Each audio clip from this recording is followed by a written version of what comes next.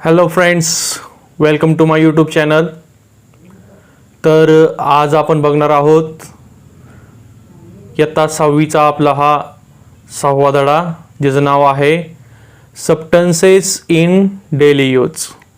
बघा मित्रांनो, आपण आपल्या दैनंदिन जीवनात वेगवेगळ्या वस्तू वापरत असतो. जसं की आपण आत्ता आपल्या हातामध्ये काय आहे, आपल्या हातामध्ये आत्ता मोबाईल आहे. मोबाईल असू दे, पेन असू दे, पेन्सिल असू दे, हे सर्व काय आहेत, हे सर्व विविध पदार्थांपासून बनलेल्या वस्तू आहेत. त्या वस्तू आपण काय करतोय, आपल्या दैनंदिन जीवनामधील काही गोष्टी सोयीस्कर व सुलभ होण्यासाठी आपण त्या गोष्टी काय करतोय, ते ऑब्जेक्ट्स आपण वापरत आहोत. मग तेच ऑब्जेक्ट्स कशापासून बनलेले आहेत, ते कोणते सबस्टन्स आहेत, ते सबस्टन्सेस आपण या धड्यामध्ये अभ्यासणार आहोत. चला तर मग सुरू करूया हा आपला पुढचा धडा. कॅन यू रिकॉल, तुम्हाला काही आठवतंय का? Which 3 objects do you see in the picture. तुम्हाला इथे पिक्चर दिसतंय, हे पिक्चरमध्ये तुम्हाला कोणते ऑब्जेक्ट दिसून येत आहेत? इथे तुम्ही बघू शकता, इथे एक चेअर आहे, हा टेबल आहे आणि हा एक कबर्ड आहे. ठीक आहे, या 3 वस्तू तुम्हाला, हे 3 ऑब्जेक्ट्स तुम्हाला इथे दिसून येत आहेत. How did you identify them, म्हणजे तुम्ही हा जो ऑब्जेक्ट आहे, हा चेअरच आहे, हे कशावरून ओळखलं? हे आपण ओळखलं त्याच्या शेपवरून. ठीक आहे, आपण कोणता ऑब्जेक्ट आहे, त्याचं नाव काय, हे आपण कशावरून ओळखतो? त्याचा शेप काय आहे, त्यावरून आपण ते ऑब्जेक्ट्स ओळखू शकतो. What materials are they made of. इथे ही चेअर कोणत्या मटेरियल पासून बनलेली आहे? ही बनलेली आहे वूड पासून. हे जे टेबल आहे, हे बनलेलं आहे प्लास्टिक पासून. हे हा कबर्ड जो बनलेला आहे, तो मेटल पासून बनलेला आहे. Can any one of these material be used to make all the 3 objects. म्हणजेच यापैकी एखादा मटेरियल आपण यूज करून हे सर्व ऑब्जेक्ट बनवू शकतो का? फॉर एक्झाम्पल, आपण जर मेटल विचार केला, मेटल म्हणजे काय, पत्र्याचा विचार केला तर पत्र्यापासून खुर्ची सुद्धा बनवू शकते, पत्र्यापासून टेबल बनतो, आणि पत्र्यापासून तर काय आहे, कबर्ड तर आपल्याला दिसूनच येत आहे. ठीक आहे, म्हणजे इथं मटेरियल म्हणजेच काय झालं, सबस्टन्स. म्हणजे एका सबस्टन्स पासून अनेक ऑब्जेक्ट्स हे बनवू शकतात, हे आपल्याला चांगलं लक्षात आलेलं आहे. सबस्टन्सेस अँड ऑब्जेक्ट्स म्हणजे कोणते ऑब्जेक्ट्स कोणत्या सबस्टन्सेस पासून बनलेले आहेत, हे आपण आता पुढे बघणार आहोत. All substances are made up of very small particles. सर्व जे सबस्टन्सेस आहेत ते छोट्या छोट्या कणांपासून बनलेले असतात. आपण फॉर एक्झाम्पल बघूयात, वूड, लाकूड. ज्यावेळेस काय करतो आपण, लाकूड ज्यावेळेस कापतो, कापल्यानंतर त्यातून काय होतो, लहान लहान लाकडाचे कण बाहेर पडू लागतात. म्हणजे ते लहान कण, अनेक कण ज्यावेळेस एकत्र येतात त्यावेळेस तो लाकूड बनलेला असतो. हे आपल्याला यावरून काय होते, लक्षात येते. Objects are made up of substances. Objects are made up of substances म्हणजेच वस्तू हे कशापासून बनलेले आहेत? वस्तू हे पदार्थांपासून बनलेले आहेत. Objects have specific shape. प्रत्येक ऑब्जेक्टला काय आहे, स्पेसिफिक शेप आहे. इथे आपण बघितलंय, चेअर, टेबल आणि कबर्डला बघा स्वतःचा एक स्पेसिफिक शेप आहे. Their parts have specific arrangement. म्हणजे या चेअरचं पार्ट बघा, आपण इथं चेअरचे काय दिसतात आपल्याला, 4 पाय दिसून येत आहेत. ठीक आहे, व इथं बॅक साईड दिसून येते. म्हणजे प्रत्येक शेपची काय आहे, एक स्पेसिफिक अशी अरेंजमेंट आहे. By which we identify them. म्हणजे त्या ऑब्जेक्टचं जे शेप आहे किंवा त्यांची जी अरेंजमेंट आहे, त्या अरेंजमेंटवरून आपण काय करू शकतो, तो ऑब्जेक्ट कोणता आहे हे आपण सहजच ओळखू शकतो. वी यूज वूड, प्लास्टिक और steel to make table, chair और कबर्ड. म्हणजे आपण प्लास्टिक असू दे, स्टील असू दे किंवा लाकूड असू दे, कोणत्याही पदार्थापासून आपण काय करू शकतो, कबर्ड, चेअर, टेबल वगैरे बनवू शकतो. These substances have the strength required to make articles. आता आपण इथे एक गोष्ट लक्षात घ्यायची की आपण प्लास्टिक, वूड आणि स्टील ह्या सबस्टन्स पासूनच टेबल, चेअर यांसारखे ऑब्जेक्ट्स का बनवतो? कारण की त्या प्रत्येक सबस्टन्समध्ये काय आहे? ती स्ट्रेंथ आहे. ती काय आहे? स्ट्रेंथ आहे. त्या सबस्टन्सची ती क्वालिटी आहे. त्या सबस्टन्सेसमध्ये तो काय आहे? तो टिकाऊपणा आहे. बघा, आता खुर्ची जर बनवली तर खुर्ची काय केली पाहिजे? खुर्ची जास्त दिवस टिकली पाहिजे. खुर्चीने एखादं वेट काय केलं पाहिजे? ते सहन केलं पाहिजे. ह्या सर्व गोष्टी त्या सबस्टन्समध्ये असतील तरच आपण काय करू? त्या सबस्टन्सेसपासून ते ऑब्जेक्ट्स आपण बनवू शकतो. ठीक आहे. Also these substances can be given desired shape. म्हणजे त्या सबस्टन्सेसला आपण आपला डिझायर्ड शेप सुद्धा देऊ शकतो. ठीक आहे. म्हणजे मेटल असू दे, वूड असू दे, आपण पाहिजे तशा आकाराची आपण ऑब्जेक्ट्स बनवू शकतो. It means that we consider the properties of substances to use them for making things. म्हणजे ज्या वेळेस आपण कोणताही ऑब्जेक्ट बनवत असताना त्या सबस्टन्सच्या प्रॉपर्टी कोणत्या आहेत? त्या सबस्टन्सेसच्या प्रॉपर्टी कोणत्या आहेत? ह्या प्रॉपर्टीज आपण काय करत असतो? अगोदर लक्षात घेत असतो आणि त्यावरूनच नंतर काय करत असतो? ते वस्तू बनवत असतो. ठीक आहे मित्रांनो. The same substances or material can be used to make many objects. म्हणजेच काय? एकाच सबस्टन्सेस पासून आपण मेनी ऑब्जेक्ट्स बनवू शकतो. चला तर मग शिकूयात. असं एकच सबस्टन्स कोणता आहे की ज्यापासून आपण काय करूयात? वेगवेगळे ऑब्जेक्ट्स बनवू शकतो. आता फॉर एक्झाम्पल आपल्याकडे सबस्टन्स कोणता आहे? कॉटन आहे. ठीक आहे. कॉटन पासून आपण क्लोथ बनवतो. कापड, फायबर, ठीक आहे, थ्रेड, धागे वगैरे आपण त्यापासूनच बनवतो. साडी असू दे, हँडकर्चीफ असू दे, क्विल्ट्स म्हणजे रजई असू दे, मॅट्रेसेस असू दे, चटई असू दे, पिलोज, उशी, हे सर्व वस्तू आपण एकाच सबस्टन्सेस पासून बनवलेल्या आहेत. आणि तो सबस्टन्सेस कोणता आहे? कॉटन हा सबस्टन्स आहे. कोणता सबस्टन्स आहे? कॉटन हा सबस्टन्स आहे. Iron, construction steel bars, griddle, तवा, parts of automobile, electric poles, tables, cupboards, हे बघा इतके सर्व काय आहेत? ऑब्जेक्ट्स आहेत की जे काय होतात? आयर्न पासून बनवले जातात. बघा मित्रांनो, एकच मटेरियल आहे परंतु एकाच मटेरियल पासून कितीतरी ऑब्जेक्ट्स आपण बनवू शकतो. का? कारण की त्या प्रत्येक सबस्टन्सची ती काय आहे? प्रॉपर्टी आहे. त्यामध्ये ती स्ट्रेंथ आहे. म्हणून आपण ती काय करत आहोत? त्या सबस्टन्सेस पासून आपण विविध ऑब्जेक्ट्स बनवू शकत आहोत. त्याचबरोबर ॲल्युमिनियम देखील एक काय आहे? सबस्टन्स आहे. आपण आपल्या किचनमध्ये युटेन्सिल्स बघतो. किचनमध्ये आपण काय करतो? भांडी बघतो, इलेक्ट्रिक केबल्स बघतो. ज्या घरामध्ये आपल्या घरामध्ये लाईट्स सुरू आहे आता, तर लाईट का आहे? कारण की त्या वायर्स ज्या आहेत त्या वायर्स कशापासून बनलेल्या आहेत? ॲल्युमिनियम या सबस्टन्सेस पासून बनलेल्या आहेत. कारण की त्या ॲल्युमिनियममध्ये इलेक्ट्रिक कंडक्टिव्हिटीची काय आहे? प्रॉपर्टी आहे. म्हणून तर काय करतायत? ॲल्युमिनियम पासून वायर्स बनवल्या जात आहेत.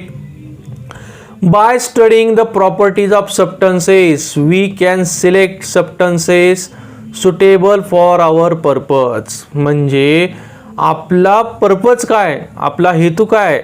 त्यावरून आपण काय करतो? प्रॉपर्टीज ऑफ सबस्टन्स काय करतो? सिलेक्ट करतो. कोणत्या सबस्टन्सचे कोणते गुणधर्म आहेत ह्यावरून आपण काय करतो? आपल्या हेतूनुसार आपल्या विविध वस्तू आपण बनवत असतो. ठीक आहे मित्रांनो.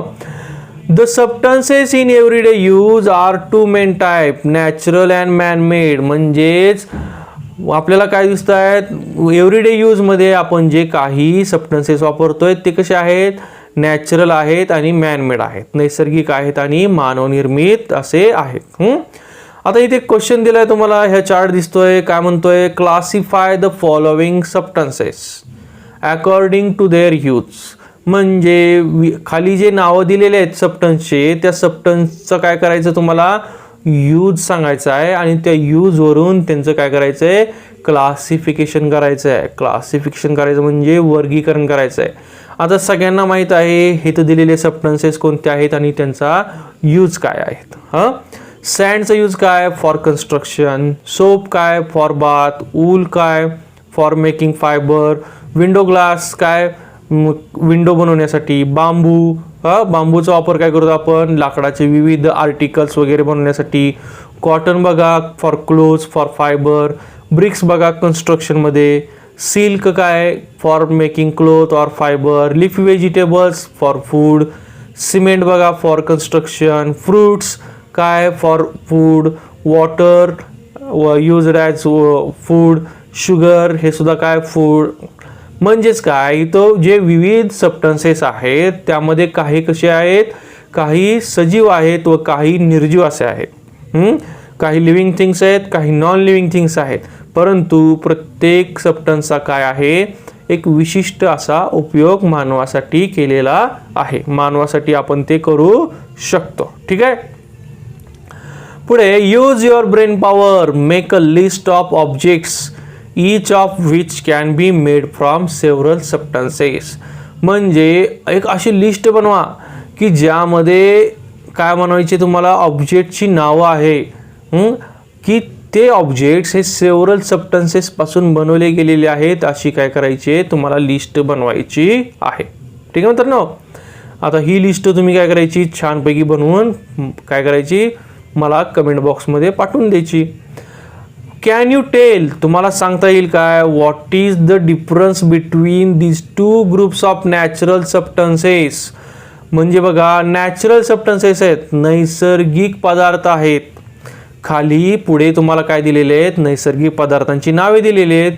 ते नैसर्गिक पदार्थांचे काय करायचे आहेत क्लासिफिकेशन करायचं आहे, त्यांचा फरक करायचा आहे. आता बघा leather, jute, wool, cotton, water and soil and metal. आता इथे एक गोष्ट लक्षात घ्या, हे जे लेदर आणि ऊल आहे हे काय आहेत, हे कोणापासून मिळतात, हे आपल्याला मिळतात ते ॲनिमल्स पासून. We get these substances from animals. Okay. परत काय ज्यूट, कॉटन हे जे आहेत these are the plant origin substances. हे आपल्याला कुठून मिळतात कोणाकडून, हे प्लांटकडून आपल्याला मिळत आहेत. Water, soil, metals. आता बघा वॉटर, सॉइल, मेटल्स हे सुद्धा काय आहेत निसर्गामधीलच घटक आहेत. परंतु हे कसले घटक आहेत वॉटर, सॉइल, मेटल्स हे आपल्याला नॅचरल रिसोर्सेस म्हणजे निसर्गामधून मिळणारे साधने आहेत. हे आपल्याला कुठे मिळतील निसर्गामध्ये मिळतील. ठीक आहे. नॅचरल सबस्टन्सेस बघूयात. नॅचरल सबस्टन्सेस काय असतात.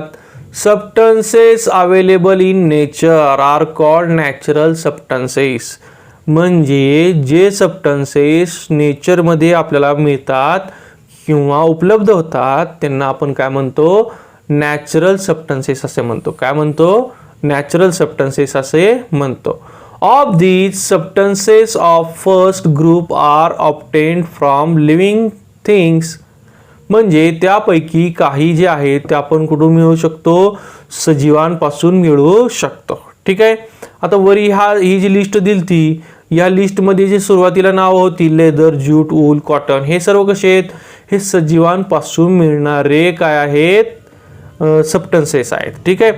Substances obtained from living things are called biotic substance. म्हणजे बघा ही गोष्ट तुम्ही इथं लक्षात घ्यायची.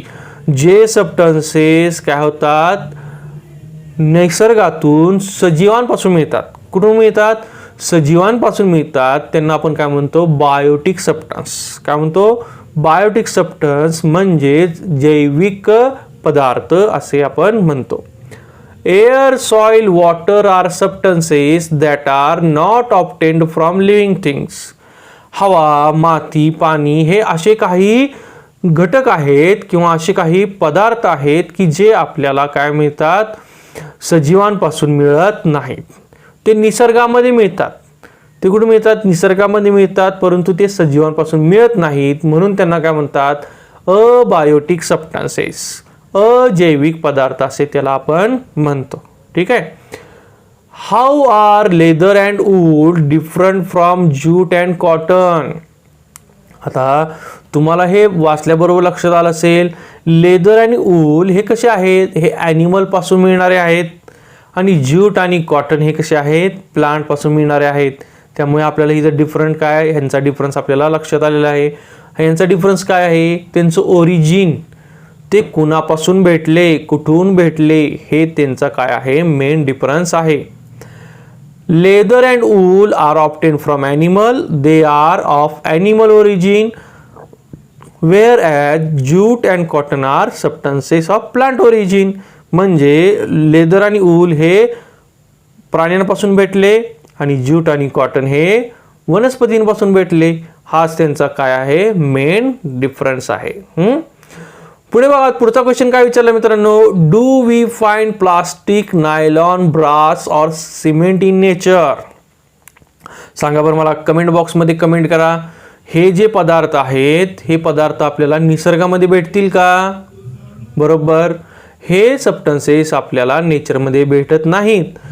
हे all these are the substances are man made substances. मानवाने बनवलेले हे सबस्टन्सेस आहेत. ठीक आहे, त्यामुळे ते निसर्गामध्ये आपल्याला भेटत नाहीत. इथे बघा, तुम्हाला कितीतरी पिक्चर दिसत आहेत. हे आजूबाजूला जे पिक्चर दिसत आहेत, हे सर्व पिक्चरमध्ये दिसणारे जे ऑब्जेक्ट्स आहेत, all these are the objects are man made object. हे कसले ऑब्जेक्ट आहेत? मॅन मेड ऑब्जेक्ट आहेत. It is a human nature to strive for newer things. म्हणजे मानवाचं नेचरच असं आहे, मानवाचा स्वभावच असा आहे की जे आपल्याला माहीत नाही त्याच्यासाठी काय करणे, जास्तीत जास्त प्रयत्न करणे. कशासाठी प्रयत्न करतो तो? To try to make life more comfortable. स्वतःचं जे जीवन आहे ते मोर कम्फर्टेबल करण्यासाठी मानव काय करत असतो? नेहमी प्रयत्न करत असतो. ॲज अ रिझल्ट बघा, प्रयत्नांचा परिणाम काय होतो, प्रयत्नांचं काय होतं, फळ काय मिळतं त्याला? As a result of his efforts man not only learn to use natural substances but also began to process them to make new substances. मानव प्रयत्नामुळे काय करतो? फक्त मानवाला नॅचरल सबस्टन्सेसचाच काय रिझल्ट आहे, त्याच्यापासून काय भेटलं एवढंच कळत नाही, एवढंच तो शिकत नाही, तर त्याला काय मिळतो? त्यापासून, निसर्गातून मिळणाऱ्या घटकापासून नवीन पदार्थ कसे मिळवता येतील हे सुद्धा कसे मिळवायचे ते त्याला काय होते, इथे लक्षात येते. Several such substances are easier to use and can be made available in plenty at low cost.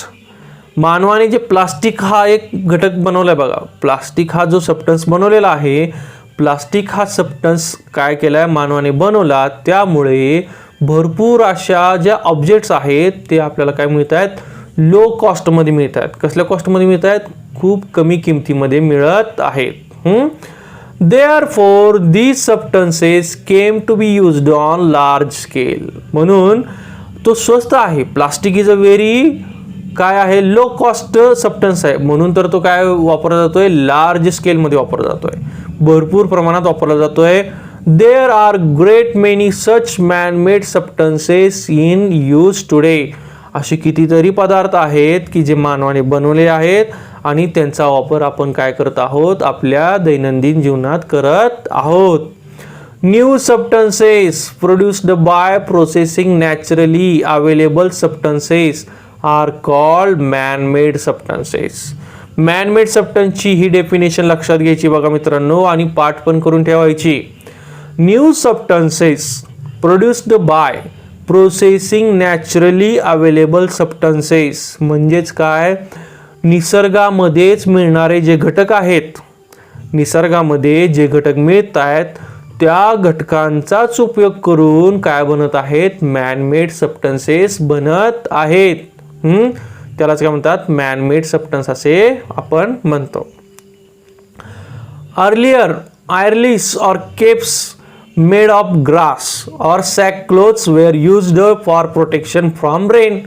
म्हणजे पूर्वीच्या काळी काय करत होते, घरावरील जे छप्पर होतं ते छप्पर काय होतं, गवताच्या काड्यांपासून किंवा sack cloths were used for protection from rain. म्हणजे मानव रेनकोट हा वापरत नव्हता पूर्वी, तो काय करायचा, सॅक्लोज म्हणजे गोणी पोतं आपण त्याला म्हणतो, त्याचा वापर काय करत होता, पावसापासून संरक्षण होण्यासाठी तो करत असे. Then cloth umbrella came into use. Nowadays the raincoat, school bags and books, cover you use can all made from plastic. आता बघा, पावसाळ्याच्या दिवसामध्ये आपण बघतो रेनकोट, स्कूल बॅग हे सर्व कशापासून बनलेले आहेत, ऑल मेड फ्रॉम प्लास्टिक. त्यामुळे त्याचा फायदा काय होतोय, आपलं जे काही ऑब्जेक्ट आहे, जे काही साहित्य आहे, ते साहित्य पाण्यामुळे भिजत नाही, पाण्यामध्ये भिजत नाही. हे खूप महत्त्वाचं प्लास्टिकचा यूज आहे बघा. Delicate article, perishable fruits require packing. म्हणजे पेरिशेबल फ्रूट म्हणजे काय, जे पिकणारे फळे आहेत किंवा जे डेलिकेट आर्टिकल आहेत, खूप नाजूक असे काय आहेत वस्तू आहेत, त्यांना काय करणे, पॅकिंग करणे खूप महत्त्वाची गोष्ट आहे.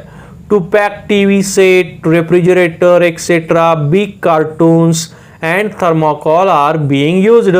आपण बघतो बघा, टीव्ही सेट असू दे, if we see a TV set or refrigerator, they are packed in a thermocol or a big cartoon. ते कशापासून, थर्माकोलमध्ये किंवा मोठ्या कार्टूनमध्ये पॅक केलेले असतात. These substances are waterproof, water resistance, lightweight and easy to transport. थर्माकोलचा उपयोग कसा आहे बघा, एकतर तो कसा आहे, वॉटर रेजिस्टन्स आहे, पाण्याचा त्याला काहीही पाण्यामध्ये भिजत नाही, तो वजनाने हलका आहे आणि ट्रान्सपोर्ट करण्यासाठी सुद्धा कसा आहे, इझी आहे. That is why they are being used increasingly. म्हणून तर थर्माकोलचा वापर काय करतोय आपण, जास्तीत जास्त करत आहोत. Use your brain power. बघा इथे एक चार्ट दिलेला आहे तुम्हाला, तो सबस्टन्सेस इन डेली यूजचा चार्ट आहे, तो चार्ट तुम्हाला बनवायचा आहे. इकडे बघा काय लिहिलंय, मॅन मेड आणि इकडे काय येईल, हो काय येईल उत्तर, नॅचरल. बरोबर. इथे काय आहे, अबायोटिक, मग त्याचाच काय पुढचा, अबायोटिक आणि इकडे काय येईल, बायोटिक. आणि बायोटिकचा पुढचा चार्ट काय कंटिन्यू होईल, बायोटिक जे म्हणजे जैविक पदार्थ जे आहेत ते कसे आहे, एक तर प्लांट ओरिजिन आहे आणि दुसरा आहे तो काय आहे, ॲनिमल ओरिजिन. बरोबर. मग त्यानंतर ॲनिमल ओरिजिनचा एक्झाम्पल काय, लेदर. आणि प्लांट ओरिजिनचा काय सांगता येईल तुम्हाला, सांगा बरं मला, कमेंट करा. What is your answer. Plant ओरिजिनचा सबस्टन्स कोणता असेल, प्लांट ओरिजिनचा सबस्टन्स असेल कॉटन, ज्यूट, हे प्लांट ओरिजिनचे सबस्टन्स आहेत. इकडे बघा, इकडे काय म्हणलेलं आहे, क्लासिफाय करायला सांगितलेलं आहे. Classify the various substances available in the house as natural and man made substances. तुम्ही तुमच्या घरामध्ये ज्या वस्तू नॅचरल आहेत किंवा मॅनमेड आहेत याचं तुम्हाला काय करायचं आहे, क्लासिफिकेशन करायचं आहे. इथे दाखवले बघा, हा चार्ट दिसतोय तुम्हाला. इथे नॅचरल आणि मॅनमेड रिसोर्सेस म्हणजे मॅनमेड सबस्टन्सेस इथे तुम्हाला दिलेले बघा. एरिया ऑफ यूज, कुठे वापरतो आपण ते नॅचरल आणि मॅनमेड सबस्टन्सेस.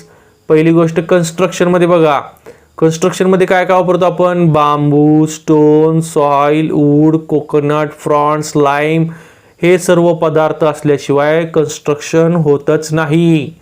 मग त्यानंतर मॅनमेड सबस्टन्सेस, एकदा की घर बांधलं की नंतर काय करतो आपण, मग मॅनमेड सबस्टन्सेस वापरतो. Cement, concrete, galvanised sheets, clay, tile, plastic, asbestos sheet, म्हणजे घरावरती जे पत्रे असतात ते कशापासून बनलेले असतात, गॅलोनाइज्ड शीट्स. पत्र्यांना कलर असतो बघा, blue colour, red colour, orange colour, तो काय आहे, त्याच्यावरती विशिष्ट अशा मेटलचा काय करतात, मुलामा चढवतात. म्हणून त्याला काय होतो, गंज धरत नाही, जास्त दिवस तो टिकू शकतो. हा त्याचा फायदा आहे. रायटिंग मटेरियल बघा, नॅचरल कोणते, ट्री बार्क, लीव्ज, भुजपत्रे, पेन मेड फ्रॉम धूलपात्या, stone slates, stone walls in caves, soil and colours made from plants. आता पूर्वीच्या काळी हे सर्व काय करत होते, लिखाणासाठी हे सर्व वस्तूंचा वापर केला जात होता. बट नावडेज आपण काय वापरतोय, pen, pencil, plastic, metal paper, notebook, आणि आता तर आपल्याकडे काय आलेलं आहे, डिजिटल पेन सुद्धा आलेला आहे. डिजिटल पेनचा वापर करून काय करतोय आपण, आपले दैनंदिन कामं करत आहोत. बघा थ्रेड्स, बघा आपण जे कपडे घालतो बघा ते कॉटन, सिल्क, वूलचे घालतो. It is very comfortable clothes. Cotton, silk आणि वूलचे कसे आहेत, नॅचरल फायबर पासून बनलेले असतात, म्हणून ते कसे आहेत, खूप कम्फर्टेबल क्लोथ्स आहेत. आणि नायलॉन आणि रेयॉन हे सुद्धा कसे आहेत, मॅन मेड, म्हणजे लॅबोरेटरीमध्ये तयार केलेले आहेत. लॅबोरेटरीमध्ये तयार केलेले धागे आहेत की ज्यांच्यापासून हे सर्व वस्तू बनवल्या गेल्या आहेत. इथे बघूयात आपण हा चार्ट काय म्हणतोय. Glass can be made from sand and calcium carbonate. काच, घरामध्ये विंडोमध्ये, डोअरमध्ये जी काच वापरली जाते ती सँड म्हणजे वाळू आणि कॅल्शियम कार्बोनेट यांच्या खड्यांपासून बनलेली आहे. However sand and calcium carbonate cannot be obtained again from glass. बघा आपण काच बघतो, आपण काच ज्यावेळेस फोडतो, काच फोडल्यानंतर आपल्याला सँड आणि कॅल्शियम कार्बोनेटचे खडे मिळतात का, सांगा बरं कमेंट करून. मिळत नाहीत. आपल्याला ते मिळत नाहीत. तिथं काय मिळते, आपल्याला फक्त ग्लासच मिळते. ठीक आहे. You must have observed green chillies tomatoes turning red after some time. ज्यावेळेस आपण बाजारामधून ग्रीन चिली किंवा टोमॅटो आणतो ते आफ्टर सम डेज, काही दिवसांनंतर ते आपल्याला कशी दिसतात, रायपनिंग झालेले दिसतात, पिवळे पडलेले दिसतात, त्यांचा कलर काय चेंज झालेला दिसून येतो. हॅव यू एव्हर सीन और heard red tomatoes becoming green again. म्हणजे बघा कच्चे टोमॅटो, ग्रीन टोमॅटो काय होतात, सुरुवातीला रेड होतात. ठीक आहे, ही गोष्ट पॉसिबल आहे. परंतु रेड टोमॅटो ग्रीन होतात, ही गोष्ट पॉसिबल आहे का, सांगा बरं मला. No, it is not possible. While making man made substances the property of these constituents undergo a change. म्हणजेच काय, ज्या वेळेस मानव काय करतो, मॅन मेड सबस्टन्सेस बनवत असतो त्यावेळेस नॅचरली सबस्टन्समध्ये जे काही प्रॉपर्टीज असतात ते काय होतात, चेंज होतात व नवीन प्रॉपर्टीज त्या सबस्टन्समध्ये येतात. This change occur due to certain chemical reaction. आता हे का झालं, कारण की त्या नॅचरल सबस्टन्सेसमध्ये काय झाले, काही केमिकल रिॲक्शन घडून आले. कारण की 2 किंवा 2 पेक्षा जास्त सबस्टन्सेस एकत्र केल्यामुळे हे सर्व गोष्टी घडून येतात. These changes in the properties are permanent. आता बघा फॉर एक्झाम्पल लाकूड घेतलं आपण, लाकडाला जाळलं तर जाळल्यानंतर त्याचं काय बनतो, कोळसा. आणि कोळसा जाळल्यानंतर काय बनतो, त्याची राख बनते, ॲश बनते. तो काय झाला, केमिकल चेंज झाला. तो चेंज कसा झाला, परमनंट झाला. राखेपासून पुन्हा कोळसा आणि कोळशापासून पुन्हा लाकूड बनणे हे शक्य आहे का मित्रांनो, नाही, हे शक्य नाही. म्हणजेच इथं सुद्धा काय झालं, इथे सुद्धा केमिकल रिॲक्शन झाली, त्यामुळे हे सर्व चेंजेस त्याच्यामध्ये तुम्हाला दिसून आलेले आहेत. The original constituent substances cannot be obtained again from new substances. म्हणजे एखाद्या नवीन पदार्थापासून, एखाद्या नवीन तयार झालेल्या पदार्थापासून जुना पदार्थ म्हणजे राखेपासून पुन्हा लाकूड मिळवणे हे काय आहे, हे इम्पॉसिबल आहे, असं होत नाही. अशाच बदलाला काय म्हणतात, इररिव्हर्सिबल चेंजेस, अपरिवर्तनीय बदल. कुठला बदल, अपरिवर्तनीय बदल. ठीक आहे मित्रांनो.